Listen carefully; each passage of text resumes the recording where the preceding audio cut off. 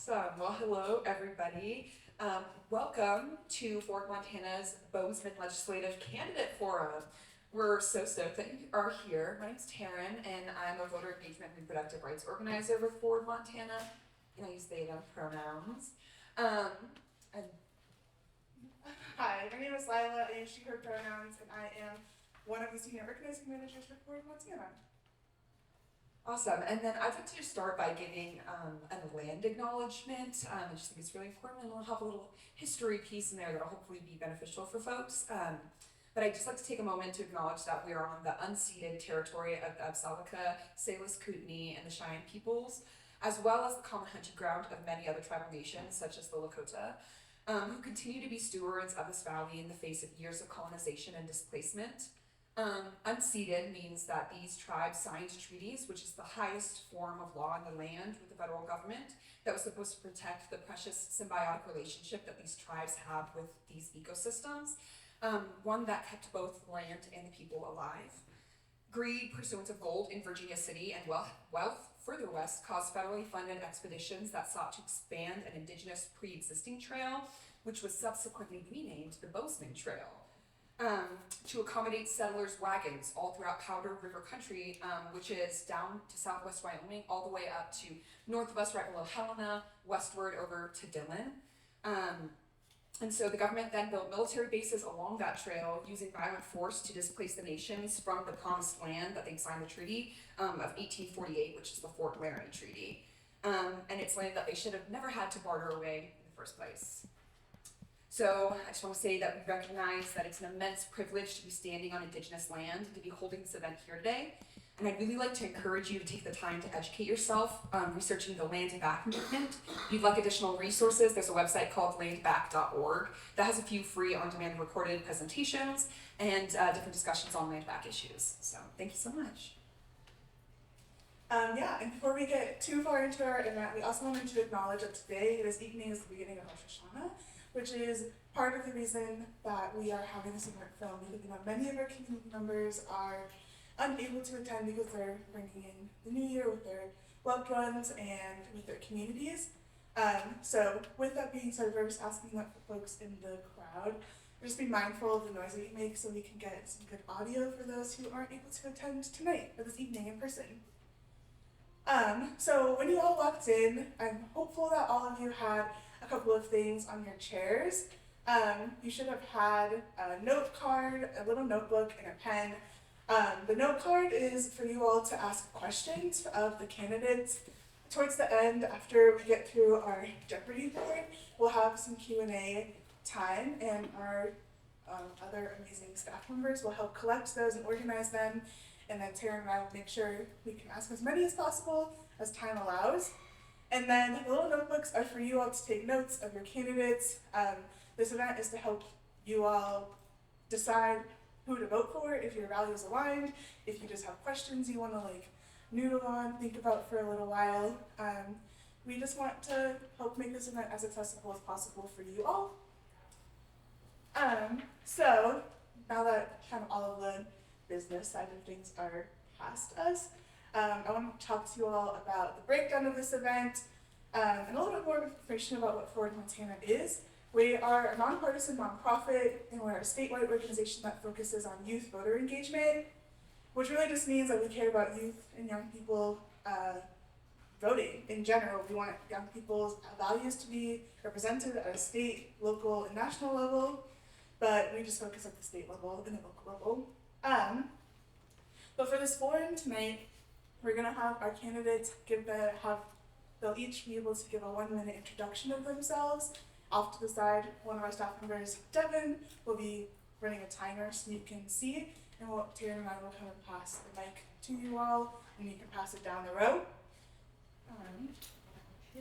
Awesome, and I'll give a little bit more information about the jeopardy board itself. So each row has a different time value associated with it. We'll let you know what that is later. And candidates will be held strictly to those time limits, just so y'all know. We want to ensure that we're able to run through all of the questions that are on the board and make sure we have enough time to get through the audience questions as well. Afterwards, and when we're able to answer all the questions, candidates will be able to choose 2 questions to answer or further elaborate on. and from a previous question. And they will have 1 minute and 30 seconds to do so. We'll be taking a 5-minute break at the halfway point as well, so that folks can stretch their legs, get snacks, and candidates can get some water. But please take some time right now and get some drinks and snacks before we get back into the main event. Well, so we'll start here with Kelly. Hello, I'm Kelly Cordum. I'm running for House District 64 and currently a representative in House District 65, which is West Bozeman. I grew up in eastern Montana in a small town called Eagleton. I moved here for college and I couldn't leave because obviously it's a beautiful place to live. My specialty is in the legislature are voting rights, and I work very hard on that. So I'm very excited to see voting access on the board today. I'm also specialized in internet access, and other than that, I'm a general legislator. Right now, we're knocking doors in West Bozeman and meeting a lot of folks concerned about property tax and housing, which all of us in this room are. So I'm looking forward to what we learn about each other tonight, and thank you for having me. Hi everybody, I'm Peter Strand, and I'm running to represent House District 63, which is right next to College District, and so west side of town. And I am a longtime teacher in Bozeman. I came here in the 90s, raised my family here, and I'm all about, I retired, and it doesn't seem right that I have access to this quality of life and not everyone else does. So I'm engaged right now in this process because I want to do what I can to expand access so that other people can get the kind of life that I got to enjoy here. So for me, it's all about engagement. Voting is one thing.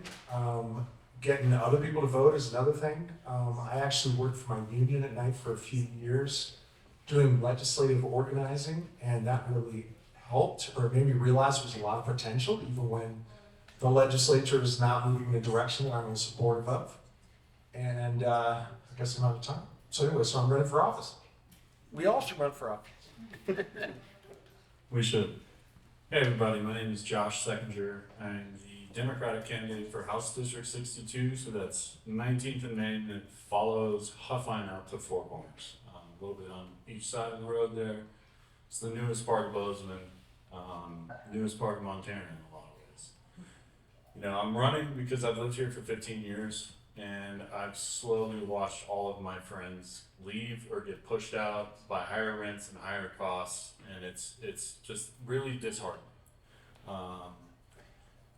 So housing is a huge issue for me. I'm a fishing guide. Public lands and public access are a huge issue for me, and I've never taken a minute to answer anything. So thank you.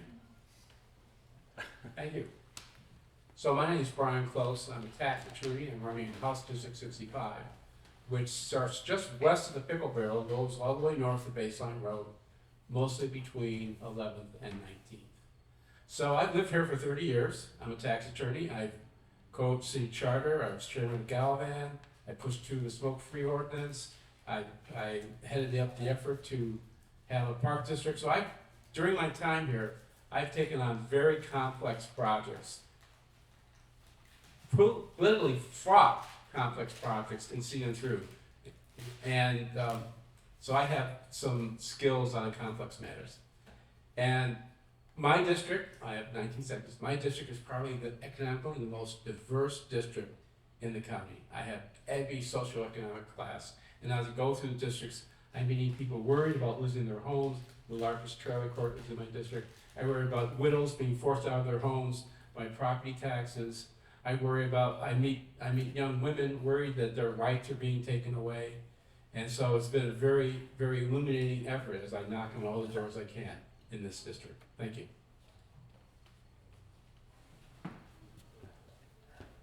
My name is Esther Fischbach. I am a candidate for House District 65, running against Brian. I'm a Republican candidate there. I have lived in Montana all my life. I was raised on a bread and wheat ranch, and I have family that is still in agriculture, and I still own agriculture land.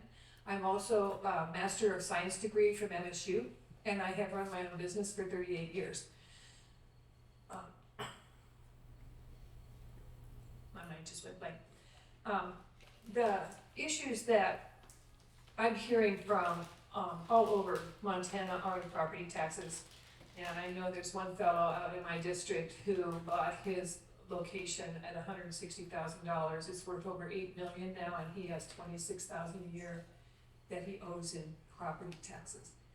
So my promise is, if I'm elected, I would like to make our expenditures transparent, our budgets transparent, and the money that we receive from these taxes transparent.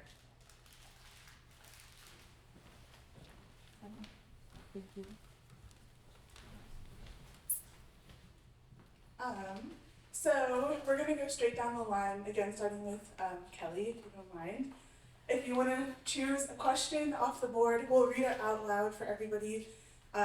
Also, so people who are watching the recording can know what question's been asked, and then we can get the timer up for you.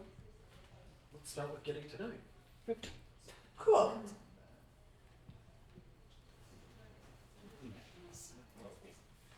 So what is your most frequented small business in Bozeman? And you'll have 30 seconds. What is Cosmic Pizza? Stunning. I could not follow my explanation. Okay, so we'll go straight down again. Yeah. Yeah, Sticks Yard, my wife's business. If you're a knitter, you will know. You'll understand. I'm sorry. I could have been more clear. You should choose another question off the board. It's Sticks Yard. We love Sticks Yard. It's Fort Montana. Come on. Reproductive and queer rights. 450. So in Montana, what was the question you spoke to? Oh gosh, absolutely yes. I do support Montana's constitutional right to privacy as it relates to reproductive health care and access, and more generally, we should be free to live the lives we want to live and how we want to live them and make our own choices in our own homes without the government getting involved and telling us what we should be doing. So I'll put that in just there. Awesome. All right. Which question would you like? Healthcare and disability for 50. All right. Healthcare and disability for 50. I'll read it aloud for you too. What are your plans for improving equity for people with disabilities in the workplace?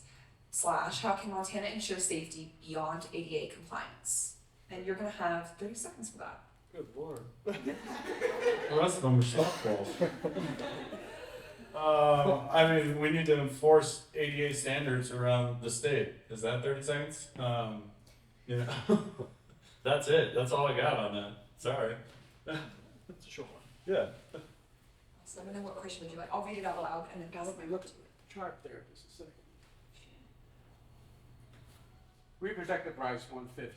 Awesome. Reproductive rights for 150. Alrighty. During the 2023 legislative session, bills were passed that directly target the safety and livelihood of members of the LGBTQ2S+ community. If elected, what policies, if any, would you advocate for the rights of LGBTQ2S+ Montanans? So what's going on in Helena You have is, a minute, 30 seconds. what's going on in Helena is absolutely disgusting. They can't go after black people anymore, so now they're creating a new other. They're targeting people just because they're different. This is government-sponsored discrimination, and I'm completely opposed to it.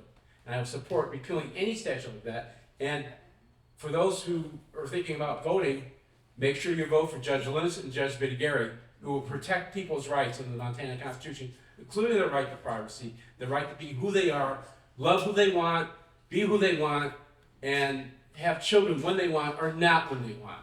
What's going on there is just outrageous. Speaking as a lawyer and someone who believes in privacy and rights, you know, it's just outrageous. I'm just outraged at what's going on. Thank you. Thank you. All right. What question would you like? Well, I'll do 50 on economy and climate. Awesome. 50 on economy and climate. All right, and your question is, what challenges, politically, financially, etc., do you perceive to be a threat in the fight against climate change, if any? So you have 30 seconds.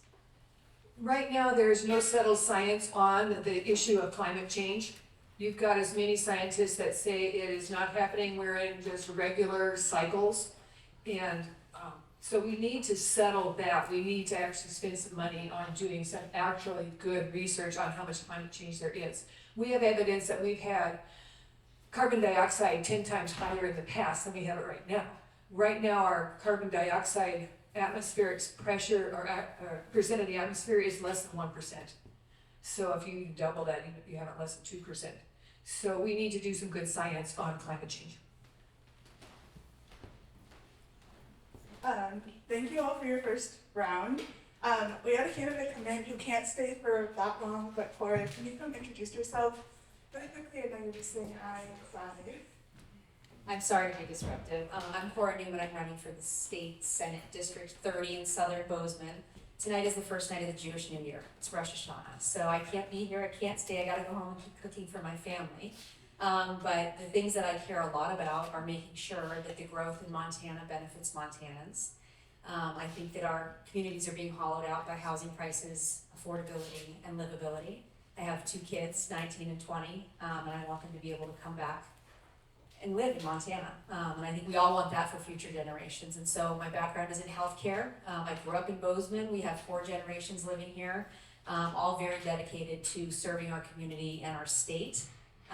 And one thing I can share about the Jewish New Year is one of the things I love a lot about it is that it's around the harvest. And so tonight what we're doing is setting intentions for the year to come. And so, you know, if you have the energy to do that, or if that's something that would be of interest to you, we go through a process of reflecting on the year that's passed, asking for forgiveness, and then moving into the new year, anew. So Happy New Year to any of you who celebrate, and thank you for letting me interrupt you all. I'm really happy to see everybody here. Thank you.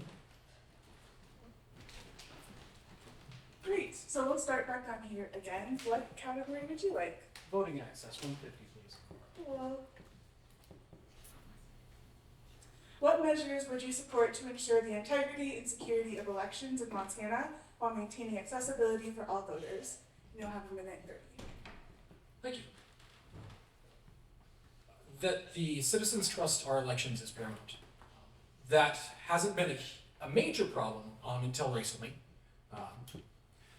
And that has spawned all sorts of legislation to fix things that I believe are not problems. And I guess a little background here. In 2014, the legislature asked us to vote on whether we wanted to keep a same-day voter registration or not.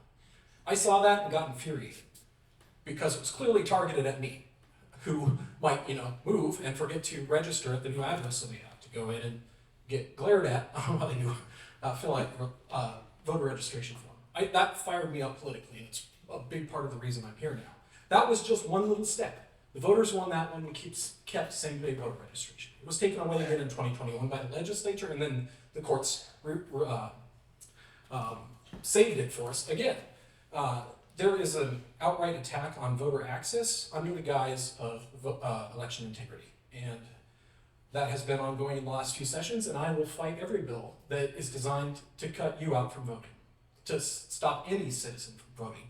So, our right to vote is paramount. It's not a privilege as some would have you believe. So let's keep defending it. Thank you. What category would you like? I would like voting access for 100.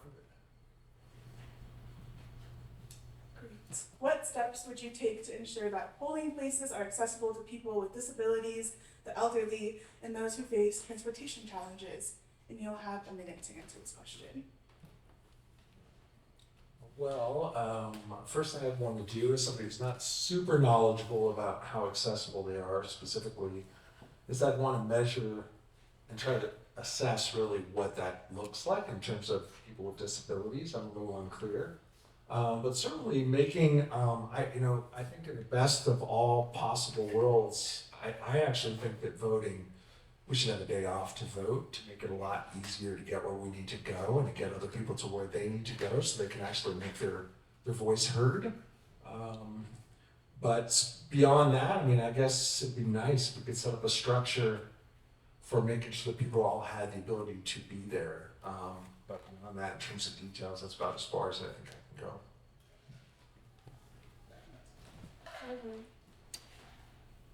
Housing for 100.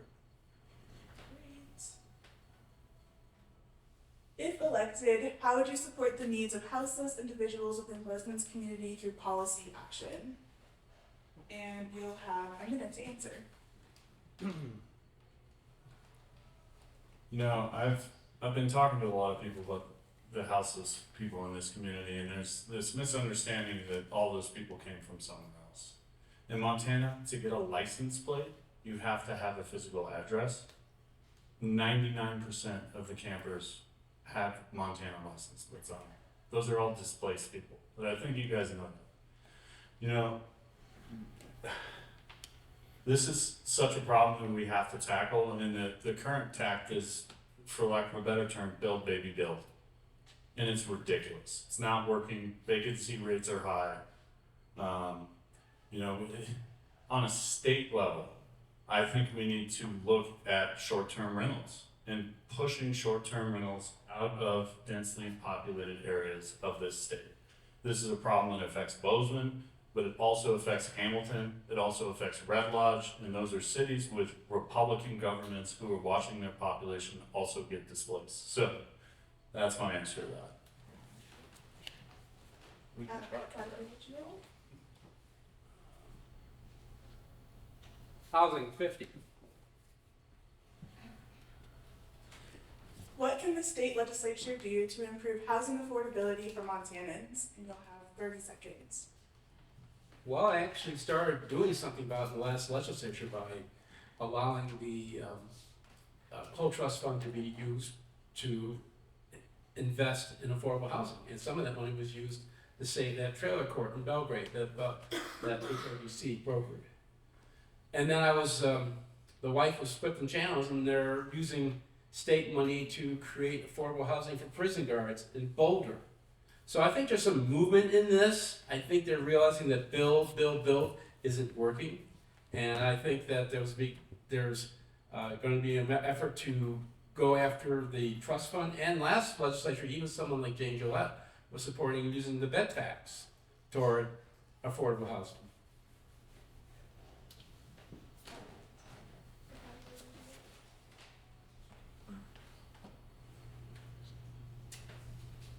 Voting for 200 voting access. Montana does not have a holistic process for online voter registration. Do you think that this is a benefit or a hindrance on access to voting? And do you believe that this is something the state should adopt in the future? And you'll have 2 minutes. Voter registration in Montana is pretty liberal right now, right up to the day that you're voting.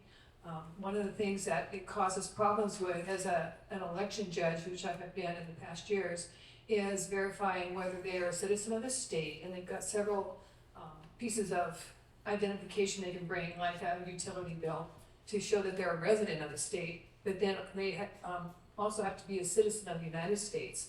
And right now we're not checking that. I think we should use technology, and if we can do it in a secure manner online, that a person would have to show a passport, a birth certificate, a driver's license with a picture on it, and take a picture all in real time for that to be valid. So we have several issues with the way voting is done in the state right now that has several vulnerabilities. When we mail out ballots don't get to the locations that they're supposed to go to. And this is what people have been there for years. And then when ballots are mailed in, sometimes they don't get delivered by the post office. The post office has a terrible track record on that. So we need to clean up some of those weaknesses in our system with the mail-out ballots. Right now, if you request an absentee ballot, you're on the absentee list forever. But the law says that you need to have a reason to be absentee, where you can't make it that day, or you can't, you have, like you're a worker in there, and I support a holiday for our voting day. But we have several with the mail-out ballots. When the ballots come into the locations where they're going to be counted, they're separated from their envelopes. We don't have trained people to verify signatures on it, and so that's a problem as well. So we need to do a lot of work with the election integrity to know that your vote is actually one that gets to the voting location and gets counted and not discarded.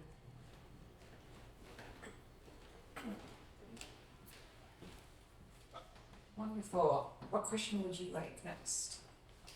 Let's try reproductive and queer rights for 100. Wonderful. Reproductive and queer rights for 100.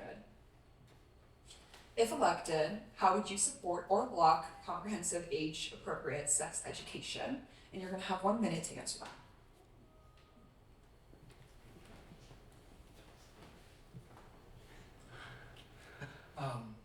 An example I think of when we're talking about when to teach sex ed in schools is a headline I saw from a Colorado paper that said, despite abstinence-only training, the teen pregnancy rates went up.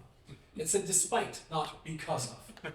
It's very important that we educate people, our kids, about their bodies when it's age appropriate, and before things start getting interesting. That's where I'll leave it. Awesome. Thanks so much. Wonderful. What question would you like? Economy and climate for 100. Wonderful. All right. If elected, what changes to Montana's current state tax system would you support? And you will have 1 minute. Sure, I would start by supporting a tax or allowing local communities to tax tourists, especially Bozeman. It's appalling that we are not allowed in our community to tax all of the people walking within a block of this building. And yet they are really impacting our infrastructure and our entire way of life here. So we struggle to get the resources we need to keep our trees cared for, our streets maintained, et cetera, and yet we're not allowed to lean into people who are coming here to spend a lot of money and who are perfectly comfortable with that. So the first thing would be to change the structure so that local communities could decide for themselves, how they want to tax the people who live there. Wonderful. Thank you.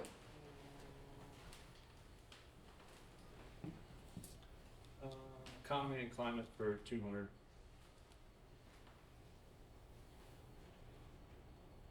Awesome. Small businesses are crucial to Montana's economy. What specific policies or initiatives would you support to help small businesses thrive and recover from economic downturns? You're going to have 2 minutes to answer that. I think I need 2 minutes. So part of what the Democratic property tax policy that was revealed this summer was a homestead credit for not only property owners but small business owners. They would reduce the taxable value of the business so that they had to pay less in property tax, which that to me seems like a good incentive to not only start a business but continue a business. As far as recovering from economic downturns, I mean, we've kind of showed that shoveling money out the door is effective in the short term, but problematic in the long term. So I don't really know. I run a very, call it a micro business. It's me, right? I take people fishing, and there's no one to save me if anything goes wrong. There's no safety net, and it's intended to be that way. Independent contractors like myself are everywhere in Montana. No one wants to pay us unemployment. No, I know I've changed the topic a little bit, but it's problematic that if I hurt myself, there's no one coming to save me. If I, what am I trying to say here? Small business is the backbone of Montana. But we need to step in as a state, and these guys up here and many other people like them have better ideas about this than me. So I'm just gonna shut up now. Thank you. Thank you so much. So what question would you like? Ooh, reproductive queer rights 200. Do you believe that individuals on public health insurance should have access to abortion care in Montana partially covered by their insurance? You will have 2 minutes to answer that. Yes, this is a very simple public health question. We have completely lost sight that in this debate that we're talking about public health. And that includes the anti-vaccine crowd. Okay, no one has a civil right to be a disease vector, you know. So abortion is a medical procedure that is sometimes necessary even when the mother wants to have a child.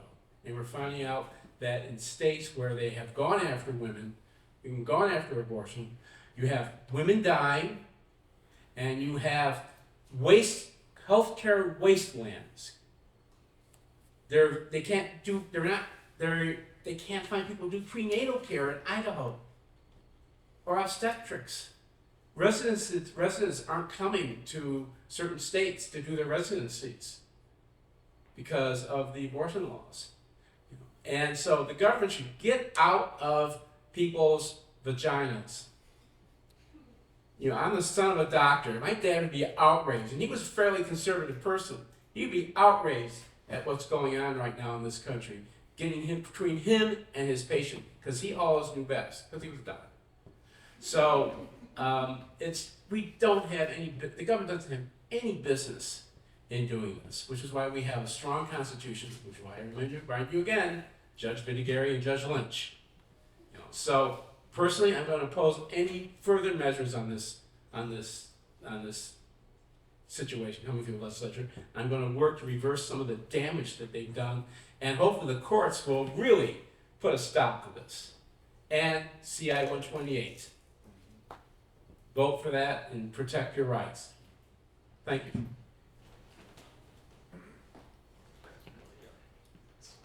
Thank you. Alrighty, what question would you like? I'll do reproductive and queer rights for 250. What role do you play as a state legislator in regulating control of Montana youth who are seeking gender-affirming care? And you're going to have 2 minutes and 30 seconds to answer that question. Here's. The youth are protected in many different categories, such as what drugs they can take, what procedures they can have without parental consent.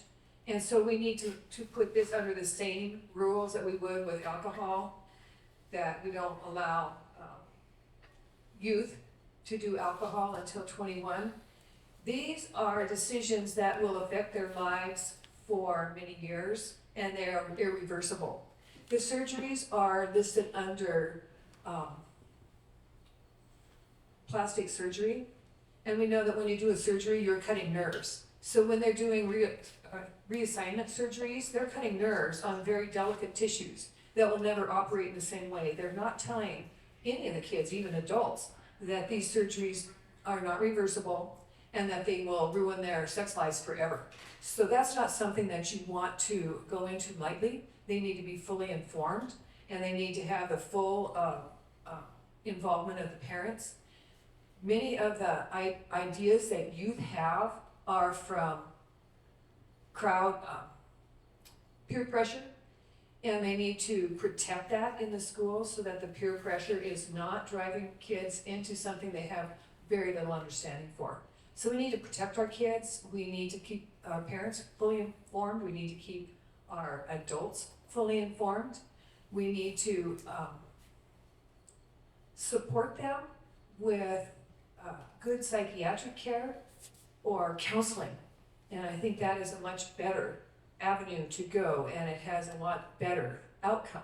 Right now, the research is showing that those who have gone under sex surgeries are not happy with it in the long run. Their suicide rate is higher than those who go through counseling.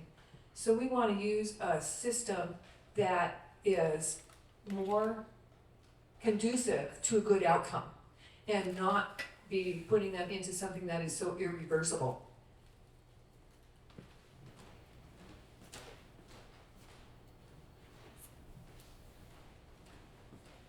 And we'll start back here again. What question would you like? Economy and climate, case 150. Montana's economy benefits from its public lands and natural resources, What is your approach to managing these resources to support economic development while preserving them for future generations? And you'll have a minute and a half. In the West and in Montana, public lands belong to everyone. Everyone, every citizen.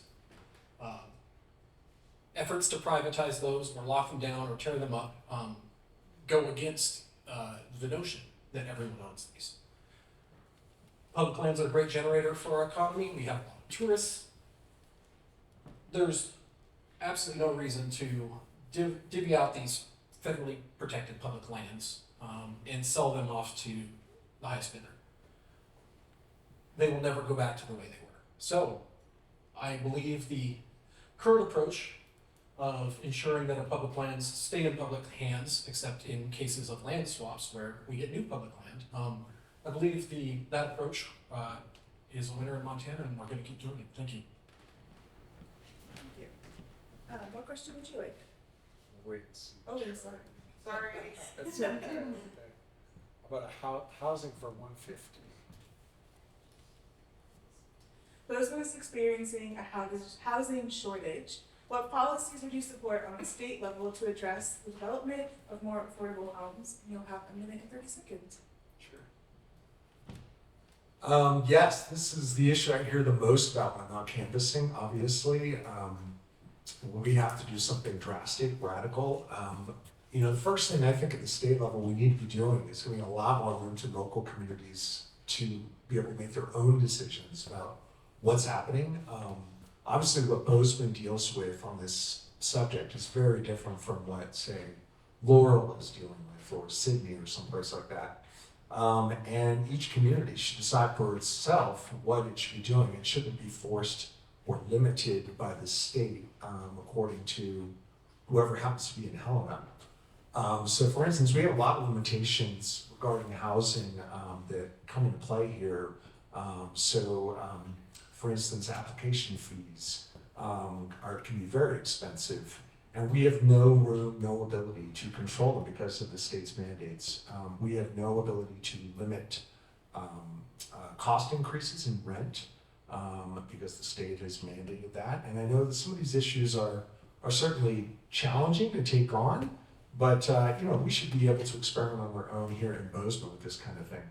I think the big elephant in the room is commercial properties, commercial organizations coming in, buying properties and investing in them, and then not allowing local people to live in them. So I think I'll leave it at that. What question? Let's do race for 50. Everyone's scared. What does it mean for you to have a commitment to diversity? And you'll have 30 seconds.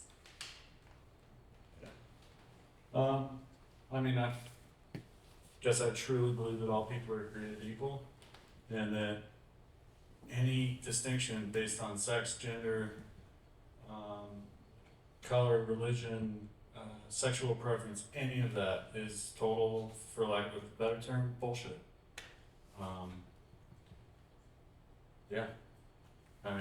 That's it. And what question would you like? Getting to know you for 150. Good choice. What do you value most about being a Montana resident? And you'll have a minute and a half. Oh, it's really simple. Being a Montana resident means that you're in charge of your own business, unless you're stuck on the side of the road, someone's going to come by and help you out. Or I'm the person coming by to help you out. That's who we are. We're all our own little individual islands that we pull together when we have to, and we help each other. And we respect people's privacy and respect who they are. And that's what I really enjoy about Montana. That's one reason why I moved here. Plus the dark skies got an astronomer, plus I like a bicycle, stuff like that. But that's why I'm here, because it's you don't lose your independence by helping people, and you don't lose your independence by being helped. And so that's why we actually have government to fill the need when individual capacity ceases. And in this modern age, that's a complex issue, and there are complex needs. So that's, and I'm gonna work to make that system better for all of us, whether it's you're a senior or a student or a teacher or someone living in an apartment. Government needs to intervene because we can't do it on our own anymore on these issues. And what question would you like? Let's do race for 150.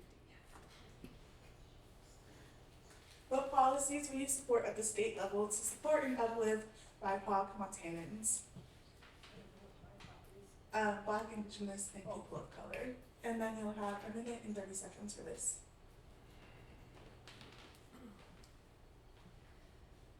I believe that all people, that there's only just one race. We're all human beings, and that we need to treat each other with respect. That's your underlying starting point, is just treat each other with respect.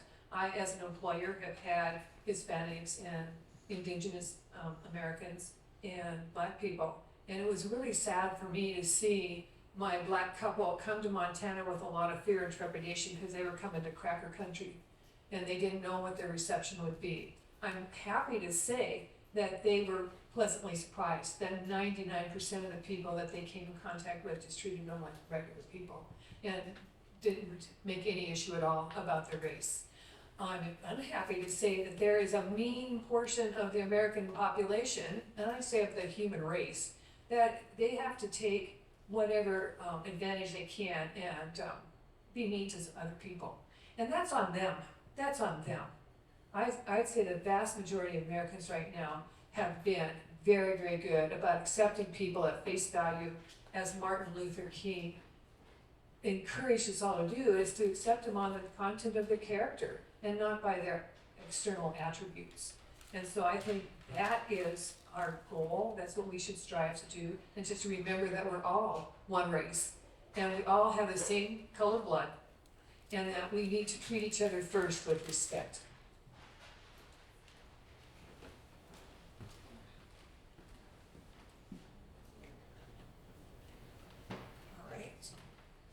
Our next round, what question would you like? Voting access 250, please. What is the best way for young Montanans to stay educated, informed on state politics, both before and after the election season? You'll have 2 minutes and 30 seconds to answer. Thank you. This is a great question. It's a really hard one to answer because there's many ways, but I encourage everyone to watch the legislature. It's really exciting. It's like a sporting event that goes on for 4 months. All the time. And it changes daily. There's new excitement, new interactions, and new policies working through the system. It's a really healthy civics lesson to watch the legislature. And it's free online. So, the number one thing I'd ask everyone to do is do that. However, you don't have 12 hours every day to do that. So, there are other ways to stay informed, including newsletters, newspapers, social media, our TV stations. Now, that's not to say all the news that comes from everything is always good, but over time, you will learn to pick your media sphere, and you will stay informed. You just have to commit to it. So, I encourage you to sign up for my newsletter at my website, because I send out a weekly newsletter, especially on underrated issues in the legislature. Kelly4, FORMT is my, .com is my website and newsletter, and I've gotten great reception from those, and it's just because there's not enough reporters in Helena to tell you all what's going on in your state government. Some little issues always end up hiding under the healthcare flap on the newspaper. So it is essential that we all stay informed, and we inform our relatives and our neighbors and our friends, and then we all have a stake in the government. And then we all can make sure it serves all of us and not just people on top. Thank you. Awesome, thank you. I'm deciding if this is like a bad time to be like, and Forward Montana has been known to be a great hub for young people to access voter information. Well, you know, voter guides, in case you all can grab one of those on the way in. What question would you like? Getting to know you for 200. All right. What do you consider to be the most pressing issue facing young Montanans? Education. For sure. So I come from the world of schools, and I can tell you, when I think young Montans, I actually think of people younger than voters, honestly. Kelly was talking about keeping ourselves educated as adults, but one of the real struggles I see as someone who's teaching a lot of social studies is we have a lot of kids in the community who are not getting a lot of social studies education. It's getting cut with a lot of the cuts that we're facing in the schools. We're all very proud of our schools. Most people, I would say, are proud of our schools in Bozeman. I know I am. My kids all went through the schools and had a great experience. Most people I meet when I'm canvassing they feel really great about being in a place where we all have access to good schools for our kids. We don't have to be wealthy for that. But we are starting to be at the breaking point, obviously. Our teachers are struggling to be here. So I own a house as a teacher, and that's strange here, and it shouldn't be strange. I know of 2 teachers in Belgrade, not this year, but last year, who were actually couch surfing in order to teach, which to me is just, outrageous beyond the bounds. We talk in lofty ways at a legislative level about, how do we deal with funding issues, how do we get money into the schools, but we've got to get serious about this. And I think as residents, we need to be standing up and yelling about this. If you don't have kids, or if you've never had kids, or you don't have anything in the game, skin in the game directly, obviously this is everybody. When our kids are well educated, we all gain. So I'll leave it at that. Alrighty, what question would you like? I'll take getting to know you for $250. $250.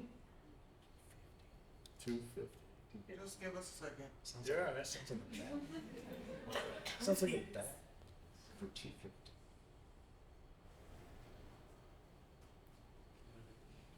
We're just going free for now. Make it up, John. Yeah, right. There we go. Maybe we should just read it. Is it serious?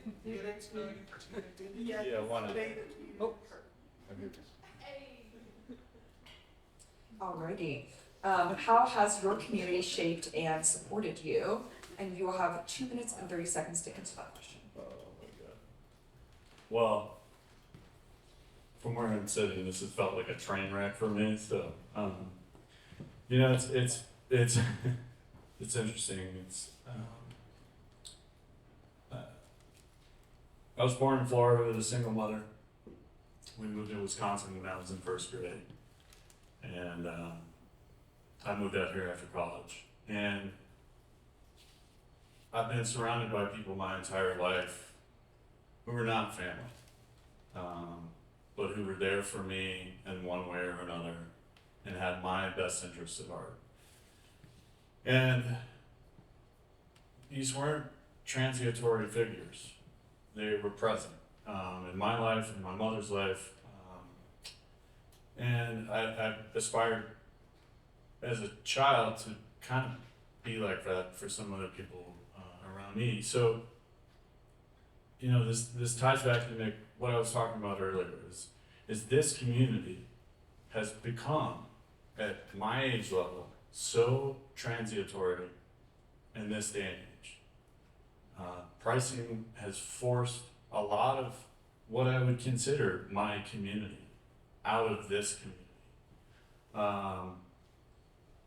If you were to go on the COPP website and look at my list of donors, a lot of them are people who used to live here and want to move back someday, but they can't afford to right now. So how have they supported and shaped me? Well, they donated to this thing I'm doing, and they're behind me 100%.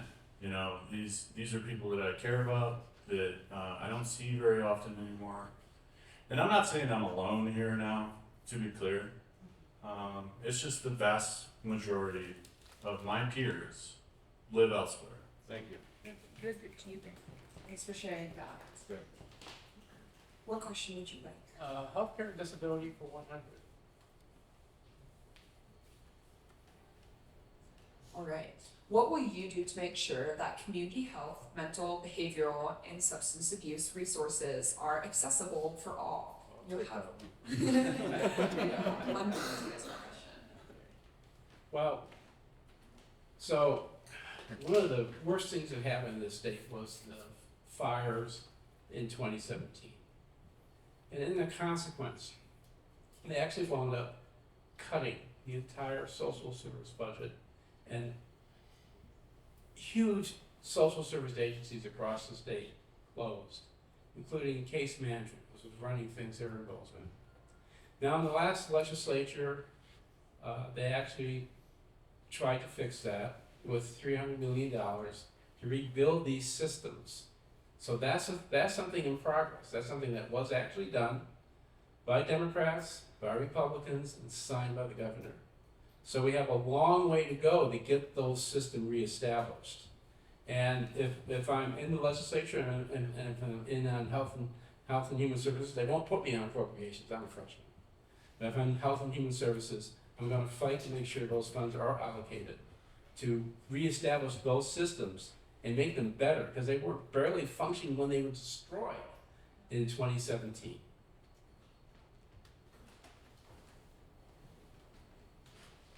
What question would you like? I'll have healthcare and disability for 200. All right. What are your plans to improve access to affordable health care coverage for all Montanans, particularly for those who are uninsured or underinsured? And you will have 2 minutes to answer that. Well, I worked as an EMT for 14 years, 4 years full time, and I saw an awful lot of struggles with that, even just paying for an ambulance ride. What I did find as a partaker of the healthcare system is the overcharging from medical devices. I had a back surgery, and I had 2 little rods with 4 screws put in my back, and they charged me enough that I could have bought a Suburban for those 4 pieces of, well, they actually 6 pieces of hardware in my back. My friend was a medical titanium machinist, and the amount of material I actually had in my back machined, which would have been shaped so that could have gone in my back, was less than $500. Yet they charged me $46,000 for those pieces. That is big pharma, big medical devices. It is a healthcare scam that's going on in our nation. We need to go after the fraud. My dad was on Medicare, and they were charging for him to get a medical oxygen concentrator, $450 a month. But it went to Medicare. Medicare knocked it down to $45 a month. Our doctors cannot pay their office staff when the Medicare payments coming to them are so low. They have to jack up, and this is fraud, but they have to jack up the prices high enough to get the payment coming out of the government enough to be able to cover their expenses. So it's a whole messed up system. It has to be deconstructed completely and reconstructed with the middleman pretty much out of the picture or control. You cannot have the pharma companies being the ones that train the doctors, because then that's all you get when you go to a doctor is pharma. They'll give you pharma because that's all they know. So we need to start over on the healthcare system. I got priced out. I don't have healthcare because Obamacare priced me out.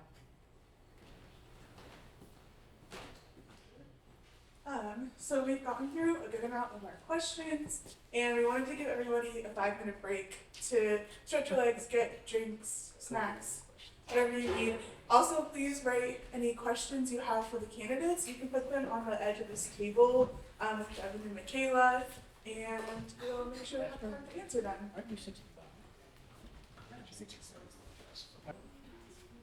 Great. So as we let people come trickle back to their seats, we can just pick it up with you, Kelly. What question do you want to answer? We just have 2 more rounds left, and we'll do audience questions. Healthcare 150. Great answers. What steps would you take to ensure that students with disabilities have equal access to quality education and support services at Montana schools? And you'll have a minute and a half. Okay. to make sure everybody has access to education, you must fund education. It includes all parts of education, it's infrastructure, it's teacher salaries, it's buildings, to make sure they're accessible to all Montans, as that's what public schools are. I guess beyond funding it, funding, construction, and awareness would be, I guess, draw my three. That would be the three things we focus on to ensure equal access. Thank you. Great. What question would you like? How about race for 100? What role will you play in making sure BIPOC folks feel safe in Bozeman? And BIPOC is Black, Indigenous people of color. What role will I play? I think voting in ways that are inclusive and create inclusive parameters, and also that that look down on people who reject people for being different or for standing out in any way. I keep going back to the schools, but I really think as an educator that a lot happens in the schools, and one of the ways that we can really influence kind of how the community thinks about such things is to really get it to kids early on in the schools, their values about who people are and what it is to be a person, and how we should treat each other. So I think I'll stop right there. What question would you like? Let's do housing for 200. How would you address the intersection between housing discrimination and race within our country, or within our community? Wait, isn't this a race question? It's, and I said it before, any form of discrimination is just wrong in my opinion, and I would support any sort of legislation that would make housing colorblind, sex blind, just, can you afford to pay it or not? I feel like I'm getting harder questions than most. Apparently my jeopardy skills suck. Can we go back to about me for 100? But in all seriousness, you shouldn't be able to tell someone they can't get this apartment for any reason other than, it literally looks like you're not going to be able to pay rent. I don't know. It's like there are apartments in Bozeman that I, as a small business owner, I make a fairly good living, not a crazy one, but they would be like, you cannot live here, and that's not discrimination to me. If they said you can't live here because you have a red hair and a mustache, I would sue them. I would call Brian. So, I don't know. I understand it's a problem that needs to be addressed, and again, I will lean on my peers who have far more skill in this area than me. So. Thank you. What question would you like? I will take getting to know you for 100. Smart.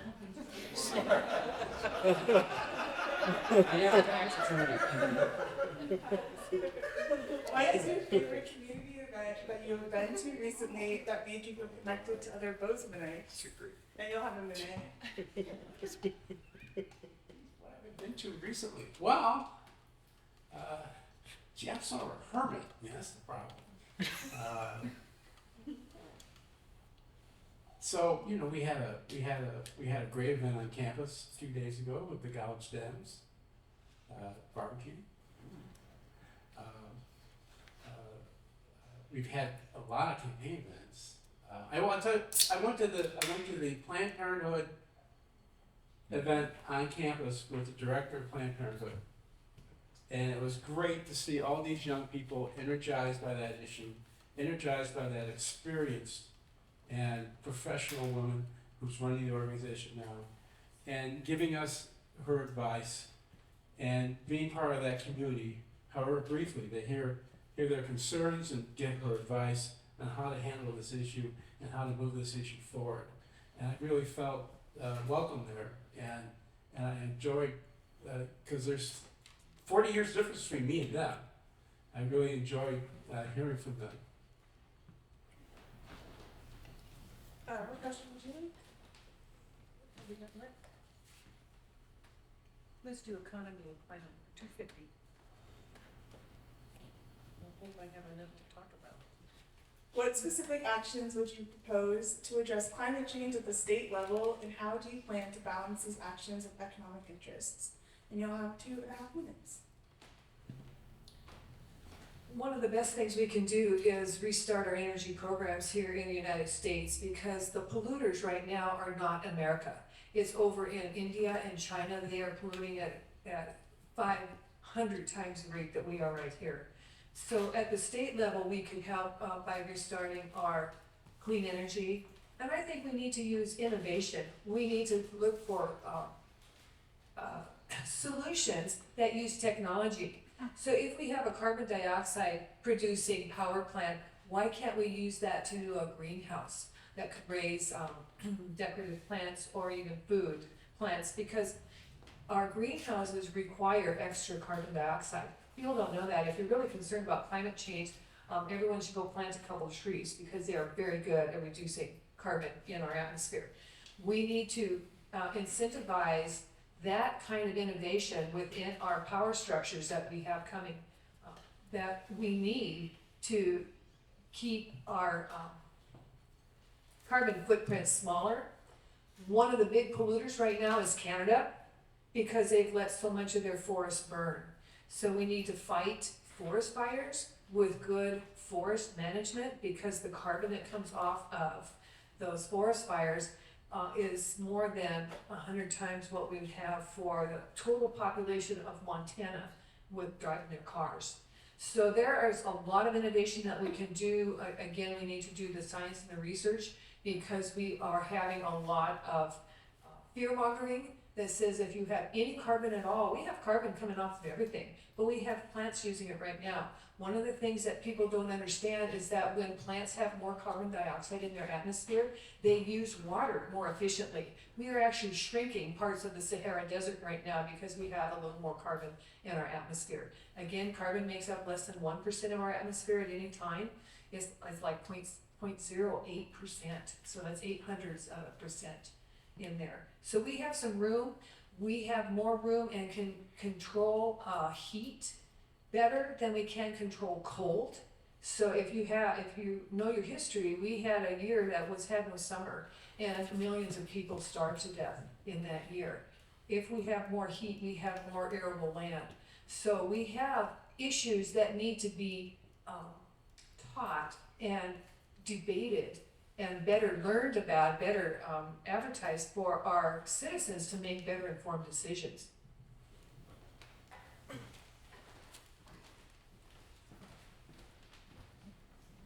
All right, last questions. What question would you like? Voting access, please. Crazy choice.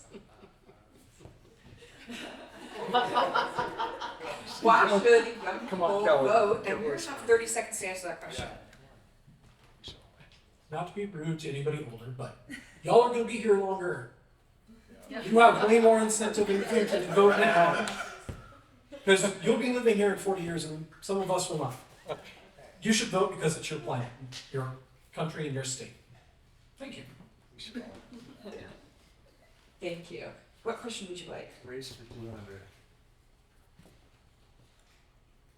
How will you make sure that tribal sovereignty is represented in our state's policies? And you're gonna have 2 minutes to answer that.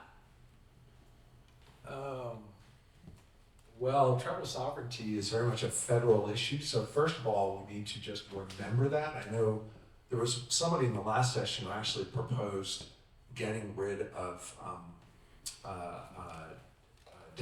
tribal designations, which was kind of crazy because that's a federal issue. It's not a state issue. So I think first of all, honoring the big one there is really honoring the fact that these communities are here and doing what we can to support them.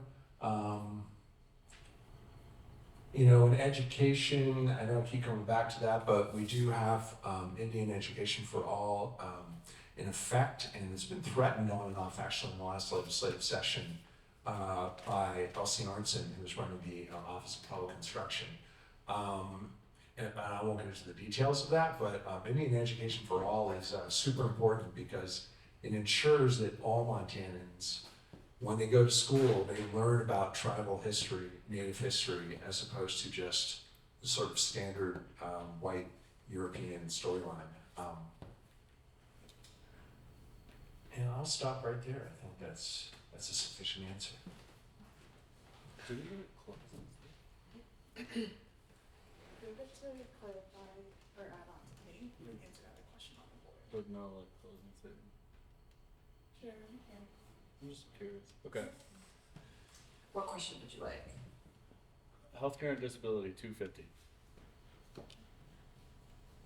All right. Nice. Substance abuse is an acute crisis. Double. Substance abuse is an acute crisis in many rural states, including Montana. What is your plan to support Montanans experiencing substance abuse and ensure access to treatment and support services? And you're gonna have 2 minutes and 30 seconds to answer that question. All right, this is my wheelhouse. Look, we, as a country, have a tendency to criminalize behavior that is health related. Look, people do criminal things when they're not mentally well. And locking them up in prison is not a solution to this problem. We need to fund treatment centers. We need to fund detoxes. We need to fund a like qualitative substance abuse program in this state, because there are thousands of us. You know, that's it. Thank you. So thank you. What question would you like? Housing for 250. Discussions of housing policy can often become centered around just homeowners solely. What would you do to increase housing affordability for those renting in Montana? And you're gonna have 2 minutes and 30 seconds to answer that. So there's movement there, as I mentioned before, sub-movement in the legislature on this issue for renters. There is some movement, a freshman legislator got a important bill passed to protect people living in trailer courts, and the government vetoed it. They're working on housing prison guards, he's building affordable housing. AFL-CIO is building housing in Ronan for teachers. So there's movement there. There was movement even by Republicans to start raising the bed tax to help that. And that wasn't for homeowners, that was for renters. So there's movement there. But there's also things that we're not doing locally. So for example, after I won my primary, I spent an entire afternoon with HRDC discussing with them all their existing housing programs and what their asks are and what their concerns are. Their big ask was a low income tax credit for housing, similar to the federal program. And they're going to push that, and I'm going to support them in that. They also told me that most of the people living in those campers that everyone was worried about 10 years ago, they would have been housed. They're not housed. 10 years ago, they couldn't afford housing. There are people working here. They're working here. They're not drug addicts or criminals. They're people working in gas stations and cleaning hotels. So, we have to recognize that issue. Now, we also need to do more locally. University is spending $156 million on capital improvements, and they're tearing down graduate housing. I met a professor who can't keep his associate faculty because they can't afford to live here. I'm not saying we need to pass a $200 million program that California did for faculty and student housing, but I'm saying universities certainly could start spending more. And I'm hoping that with a new president, we can start raising that issue with him or her when he or she takes over next year. And so the university isn't even participating in the regional task force.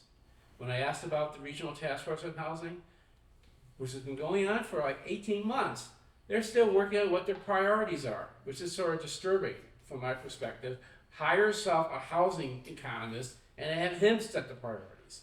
So there's some fumbling at the local level that local politicians need to recognize this is a problem they have to work on too. The hospital is building affordable housing in Belgrade for their clinics out there. Why aren't they doing that in Bozeman? I have a free hospital park right behind my house. I wouldn't mind them taking some of my free park that they own and turning it into affordable housing. You know, we can't keep nurses, you know, we can't keep, matter of fact, when they can't keep nurses, they have to bring them in from out of town as local attendants and pay them top dollar. So, you know, we need to do more as a community, and I'm gonna work hard in the legislature to try to get this crack in the door open wider on these issues. And unfortunately, you don't get to choose your questions, so you just get to take race for 250. Wonderful. Police brutality is still a major problem in our country. If elected, what policies would you advocate for to reduce police brutality? And you're going to have 2 minutes and 30 seconds to answer that question. Some of the most successful policing solutions that I have read about were the police on his community beat, where the policemen got to know the community, they were located in the community, and they worked with the community, and they've had the most successful reduction in crime by just the police being present in that community and part of that community. So the police need support in psychologically, because they face some of the worst human tragedies that go on repeatedly. So they need support that way. They need to have sufficient numbers so that they're not burned out. They need to have the support of the community. That will reduce a lot of brutality just by having them fresher on the street. We also need to have the rest of the system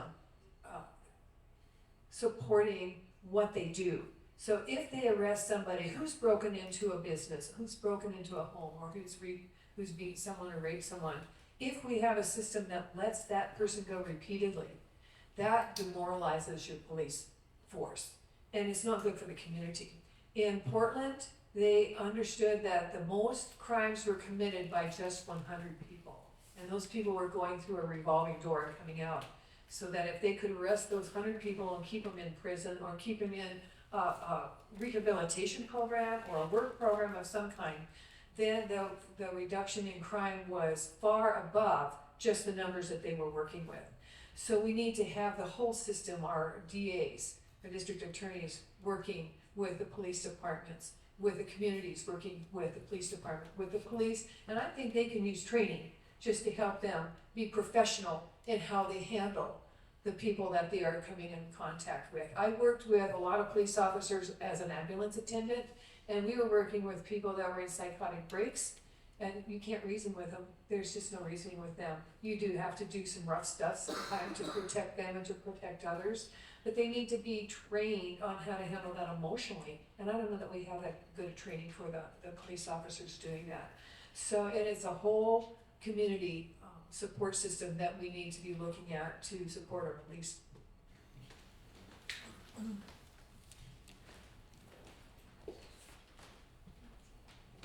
Okay, well that is the end of our board. Okay. And before we get to audience questions, I wanted to let all of our candidates re-answer a question, elaborate on a question, or provide any closing comments for a minute and a half, and then we'll answer some of our audience questions. And if you have more audience questions to submit, you can also drop them to Devin and Michaela, and they'll hand them off to us. But we'll start with Kelly. Thank you. You can vote absentee with no excuse in Montana, and it renews itself as long as you vote in every federal election. In my first term, I tried to change the name of absentee ballot to mail ballot to be more descriptive and honest, but the bill ended up being 210 pages long, and there was a lot of room to mess with that and make it actually worse. So I pulled the bill, but there is some hope. We are hoping to change some of the nomenclatures around voting to make it more accessible to all citizens.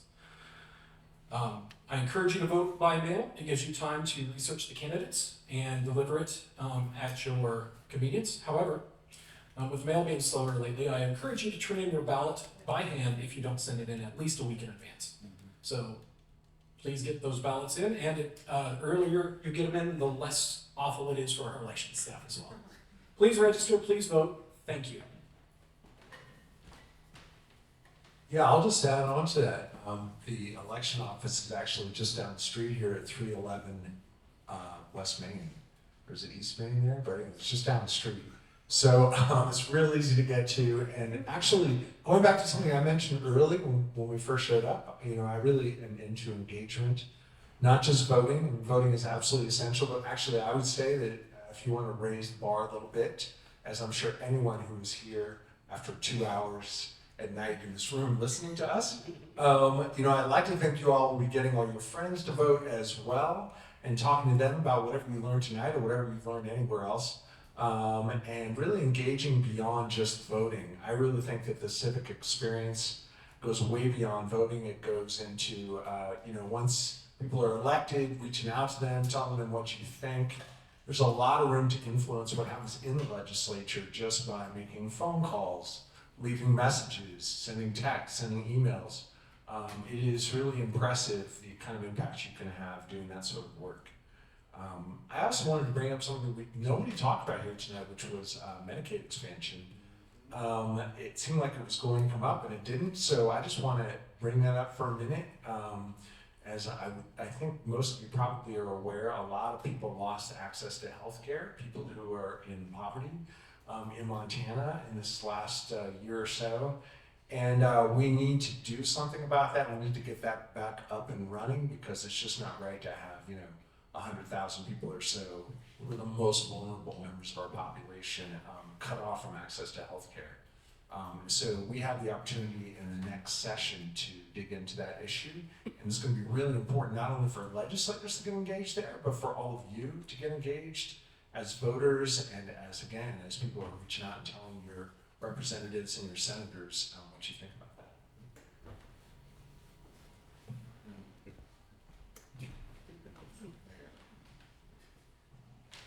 Okay. I guess first and foremost, I just wanted to say applaud Esther for showing up. To my knowledge, all of our opponents were invited, right? And it's just the 5 of us. You know, my opponent won't participate in anything like this. It's really frustrating because the contrast would be stark. I felt like I was a train wreck tonight. You may not have thought that had you been here. So, anyways, that's my little 2 cents on that. Democracy requires participation, not only from the people on this stage, but from people like yourselves, and not just voting. I hope that if you elect, well, all of us, some of us, that you will hold us accountable, that you will watch what we're doing in the legislature and call us on our crap, should you see it. Come to Helena. Make your voice heard. This is not a passive democracy. We're there for 90 days. Come up and yell at us. Make some noise. BTU. Hope to see you guys up there. Yell. So, look, I'm not the perfect candidate. I know that. But I'm the guy that put my hat in the ring and tried to do this. So, thanks for coming out tonight and sitting through all of this. And yeah, that's all I got. So I'd like to discuss very briefly an area of my expertise, taxation. What a joy.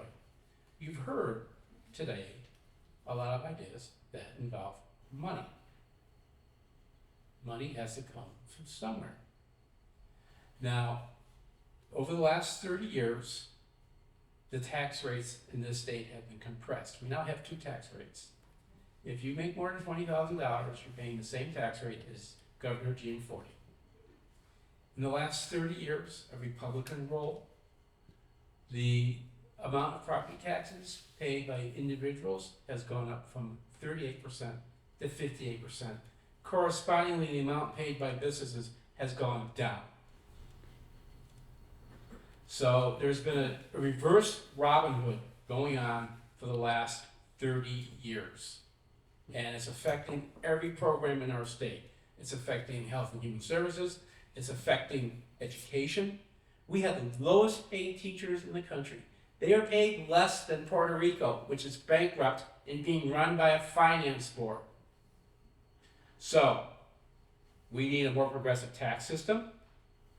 We need to tax billionaires at a much higher rate. I'm even supporting a surtax on billionaires that pay for education, because we have a school funding crisis and we have 1,000 teaching vacancies in this state. And we need the money to fix that. And so it has to come from somewhere, and they're gonna try to trick us. They're gonna try to trick us and get a sales tax, which is inherently regressive. So, and the progressive taxation means those that are benefiting more can afford to pay more.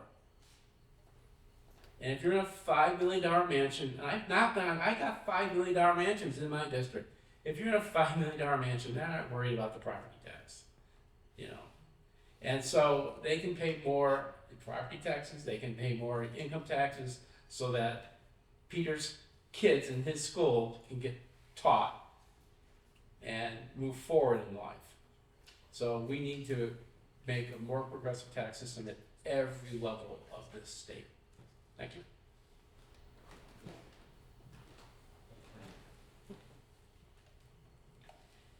Having worked as a business person for 38 years, we've run into a multitude of regulation that has just been mind-boggling in its inefficiency and lack of directive and inability to do what they say it's there for. I think we need to look at regulation. We also need to look at fraud.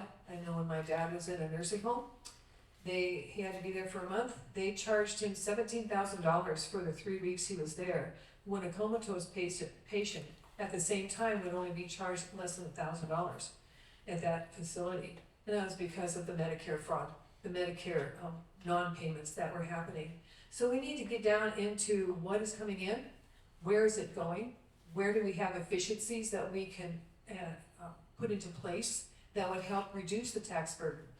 We have run out mining and oil and gas from Montana. We've shut that down in many locations, and they paid, just in eastern Montana, they are missing $50 million in tax revenue that they would have gotten from the XL pipeline.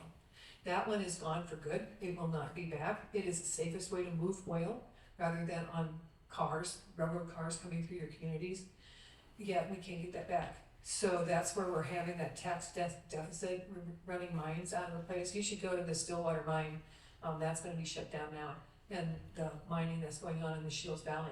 They have some really good innovation that helps keep the environment clean while they do their mining. We need to have those resources. We need to have those businesses to help with the bottom line in taxes. I think we need to be open to all sources there to pay for the services that we take for granted, so that we can have the stability that we need.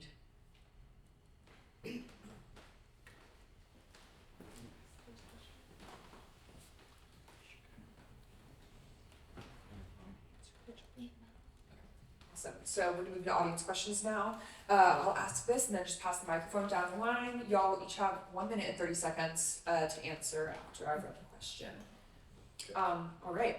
This question says, if CI 127 passes, the legislature will be responsible for coming up with a system to handle instances that electoral races are not won by over 50%. Do you support runoffs, ranked choice voting, or a different system for handling these situations? Thank you. If both CI 126 and 127 pass, the legislature's hands will be tied by the state constitution into forcing us into a ranked choice voting or instant runoff or a runoff election. Runoff elections will be slightly more expensive, but either one should serve democracy fine to make sure that at least half of our citizens agree on who we elected to represent us. Yeah, I'm a big fan of I-126 and I-127. I think they would really clean up some of the extremism that we deal with in the legislature, for sure. And as a candidate, it might take a little more work. There might be more steps involved to get from point A to point Z in the process.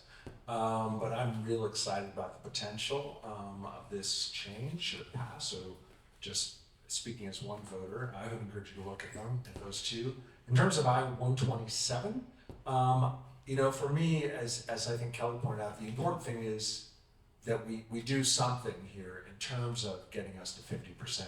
I would personally prefer ranked choice, but there's a reason that was put on the legislature to make that decision, because these different approaches are divisive and people have very strong feelings about them.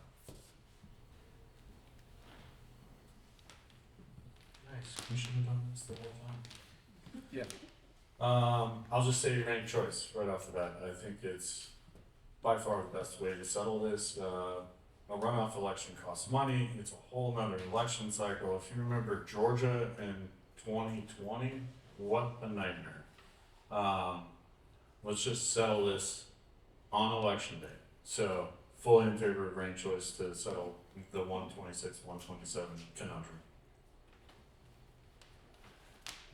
So I have struggled with these initiatives, and I'll tell you why. I support them, but I can see some downsides, and I want you to be aware of the downsides I see. First of all, it needs a continuous campaign. The primary in June will be sort of unless there's more than 4 people running, will be a pageant, and then you'll have the general election in November, which means candidates like me are going to have to raise more money in politics. Okay. Then the question is, do you have ranked choice voting or an election in December to settle the score? Well, states that have those elections, mostly in the southern United States, use them to suppress minority populations and liberal voters, because they think conservative voters are more likely to turn out very early. So there's a voting suppressive effect on having a third election, which is why if this passes, I support ranked choice voting. Now, the elephant in the room is the elephant in the room. This is being done because moderates in the Republican Party are being driven out of the Republican Party. And this is a way to fix the Republican Party. I'm not sure it's my job to fix the Republican Party, but it's doing such damage to the state, we have to do something about it. So with all those concerns, I'm going to support these initiatives, and I support ranked choice voting. As Brian said, there are several problems with ranked choice voting, and the initiatives, 126 and 127, 126 would put an open primary, which is called a jungle primary. There's no restriction on how many people can sign up for that, and they don't have to have any kind of indication after their name if they belong to a party or not. They can actually put an affiliation that is not true after their name, and the ballot will just have to have a line on it that says, you can't trust that. So you would have less information on which to make your decision. If you're going by a party right now, you can at least go to their website, you can at least go to their party platform and see what they have agreed to stand upon, which you could not do in a jungle primary. The 127 is a plurality against the majority vote. So if you have a plurality, that's whoever gets the most vote out of the people that are on the ballot, they're the winner, and you know that night. If you have to have a majority, that means everybody on the ballot has to have at least one person get over 50%, 50.1% of all the votes to be declared the winner. If they don't do that, because the votes are all spread out between the different candidates, nobody gets that. So now you delay who you know is going to be your representative or your elected official. So that delays them getting, if it's a runoff election, which would happen in probably December, they would not get committee assignments in the legislature. They would miss out. They wouldn't know who was going to go to training for the legislature. They would miss out on all the preparatory work that is being done between election day and the first day of the legislature. So we are wanting to vote no on both those. I will give you a personal experience. My daughter is in Alaska. They've had ranked choice voting for 2 years. Every Alaskan hates it. because their vote in ranked choice voting is given to somebody they didn't vote for. If they don't get a plurality of the votes, then the lower getting candidates have their votes assigned to a higher candidate. So you don't even know that who you voted for would be who you ended up with on that one, because they assign it. There's so many ways to manipulate that. The Alaskans got together and they got enough signatures that it's now on the ballot to get rid of ranked choice voting in Alaska because they hate it. There's no way for them to know what the outcome is going to be, and it delays the outcome, and it's much more expensive. I'm trying to decide, would you like to start off the top here? I'm gonna ask this question, we can move back down this way. Yeah. Okay, wonderful. Let's work for you. Yes, that's what I was thinking. I don't have to hold in front of the camera then. Do you support restrictions on Airbnbs? If so, what? In Montana, I don't know if you've heard of commuter marriages. I had a commuter marriage for about the first 15 years of my marriage where we could not earn enough money to live in Montana. We're currently at that same stage right now where the prices in Montana are so high, we don't have the ability of many people to work just one job and be able to afford it. So having an Airbnb might be a solution to allowing them to have enough money to live in the house that is so expensive at the moment. It just gives people more choices, and sometimes those Airbnbs get turned into long-term rental housing. So it just depends on the zoning for that area. So I would support Airbnbs. In California, they are encouraging all kinds of other dwellings on the properties. Anybody that's got a property of any size, they're having them because they don't have enough housing. And so they want to have housing of all kinds in there. So I would support Airbnbs and just more choices for things like that. So several jurisdictions, like San Francisco, New York, have restricted Airbnbs to local ownership, which is Esther's situation. And so, we're being recolonized by outside owners right now, and who are not invested in our community. So I'm not a fan of Airbnbs, but if we have to have them, I want them locally owned. Otherwise, you can't have an Airbnb here.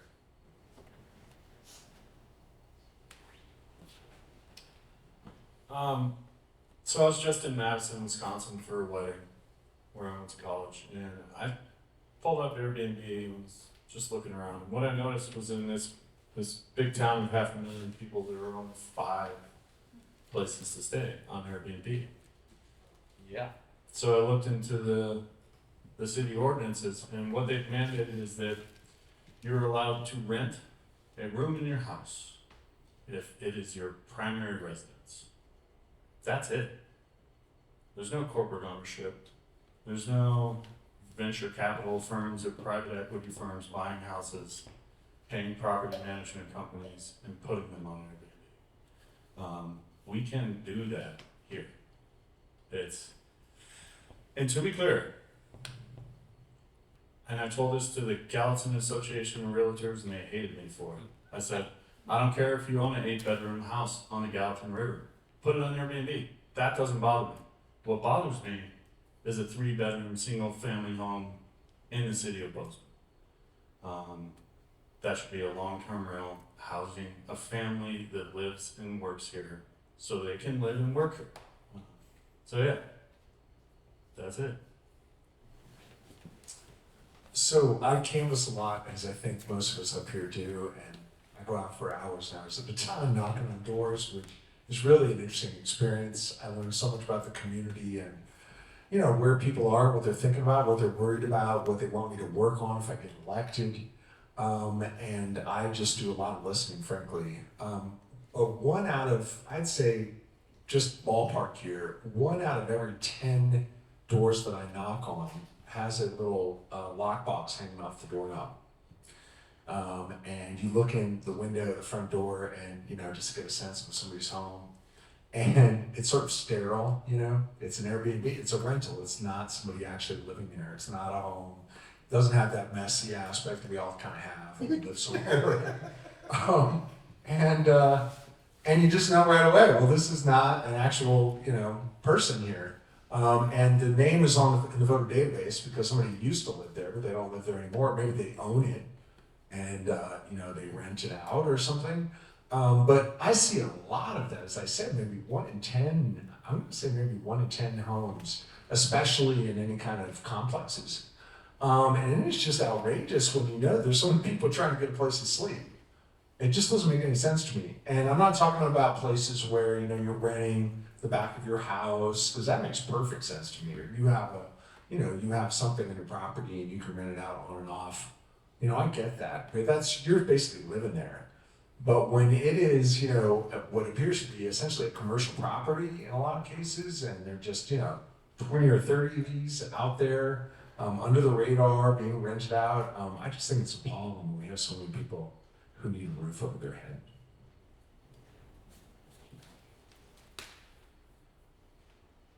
So short-term rentals drive up the cost of housing and limit availability. So there should be some sort of regulation there. During the start of the pandemic, a lot of the new apartments that came online were purchased up by venture capitalists outside the state, turned into Airbnbs, and they've never been here.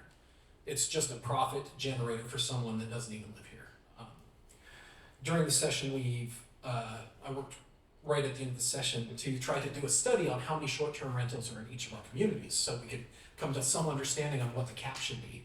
And the legislature suddenly died, and the bill died, but that was a collaboration with somebody on the other side of the aisle. So there is a appetite to solve this in Montana, bipartisan ways. So that's really exciting to me because there's not a lot of opportunities like that right now.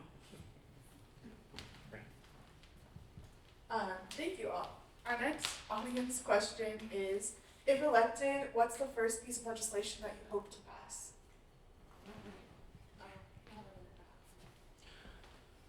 I plan on running my bill again to refund rental application fees if you did get the apartment.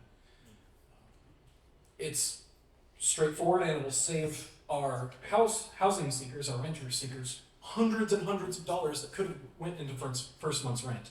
Also, again, during the start of the pandemic, somebody found the loophole there and just kept listing the same property, collecting the application fees, and then unlisting it, relisting it again. There are too many loopholes here to be exploited, and it's hurting our renters.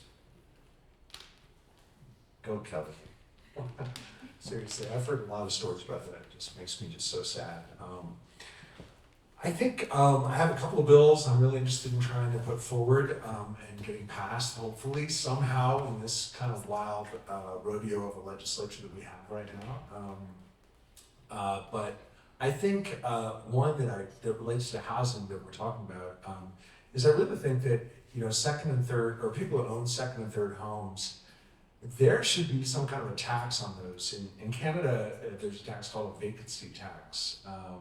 Basically, your second, third home that you don't live in, you just visit, it's taxed differently. And then the revenue that you gather from that taxation goes to offset taxation on other members of the community who are maybe vulnerable. So, for instance, I meet a lot of seniors. We don't talk a lot about seniors and their issues with housing right now. But there are a lot of seniors out there who are in real trouble, and they're on fixed incomes that were set up, 20 years ago or something. And their prices go up and up and up, and their taxes go up and up and up. And it would be great to see that vacancy tax create revenue that allowed, say, seniors, and it wouldn't necessarily have to be just seniors, but I think that's a good starting place to help seniors to be able to stay in their homes. So, I'm waiting for her. There we go. Thank you. In Minnesota, they have a renter's property tax. Can we start there?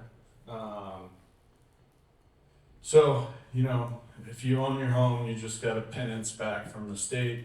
The GM14 administration gave every homeowner, $675 back.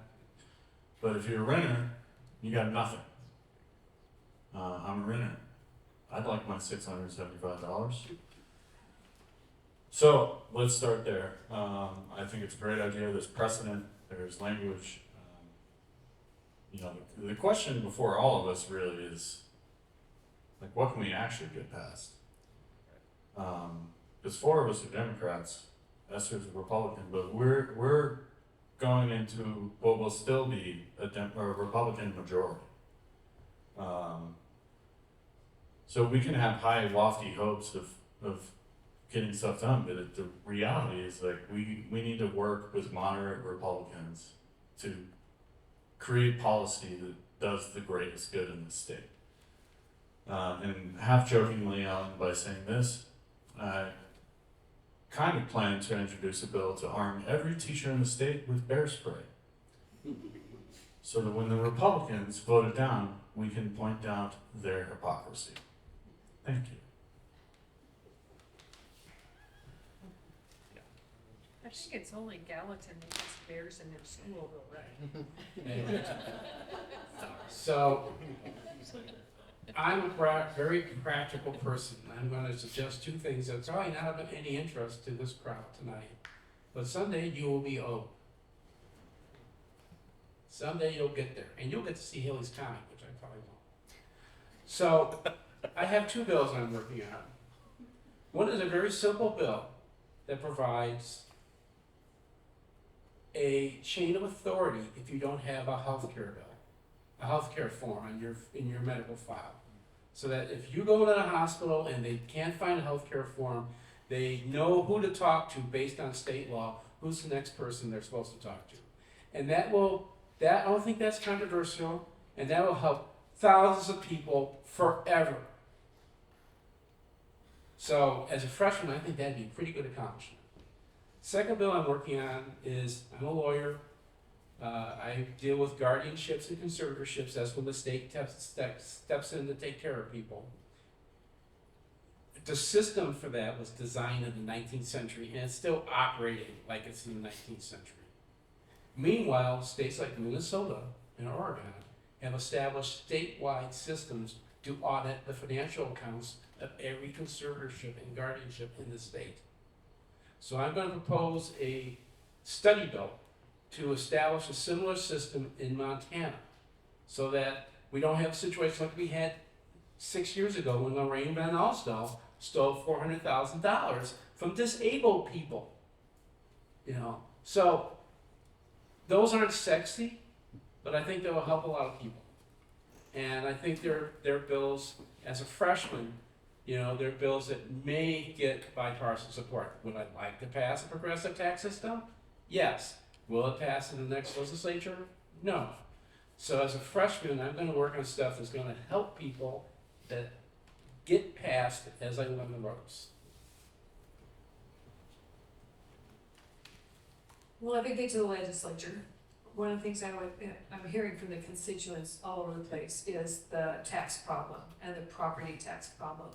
And I would like to work with the legislature. They have a study commission out right now with several proposals, and just going in to look at what those proposals would mean for the different classes of property owners here in the state. You have to also consider businesses and the business tax that they have on their equipment, which is a disincentive for new businesses coming into Montana. So they've been phasing that out, and I don't know if it will stay phased out or not. I think it's like 1% of the first 5 million or something like that. But they have to have some caps on how much increase we have on property tax each year. So if we had a big jump, like my taxes went up 47% in 1 year. So, and that's means I can't retire. That's what that means, or I have to sell my property. So those kind of things need to be a cap put on them. And if they get over 65, it should be the lowest cap where they don't get. Because what it's actually doing is taxing you on unrealized gain, which is the value of your properties. So they used to have property evaluated once every 6 years. Now it's every 2 years. Yeah. So the property taxes go to pay for schools in your local county. Those entities need to post online. And right now you can get a lot of it through openthebooks.com, and they do it for our states and counties. But we need to have our schools post their budgets and their expenditures and the money they get online, as well as our counties, as well as our state. So that's the transparency that I would like to make part of our laws. So those two things, a cap on property tax increases and transparency with our expenditures in government. Great. Thank you to all candidates who came. We're just like a touch over 8:30, so thank you all for being with us while we're just a little bit over. We appreciate you all for coming and appreciate all of your really thoughtful questions and just for being here. If you have any questions for the candidates, please feel free to talk with them. If you can get them answered, I'm sure they'll give you their emails or We don't phone buy numbers. Except for Josh. And we'll see you next time. Have a good night. Thank you for having us.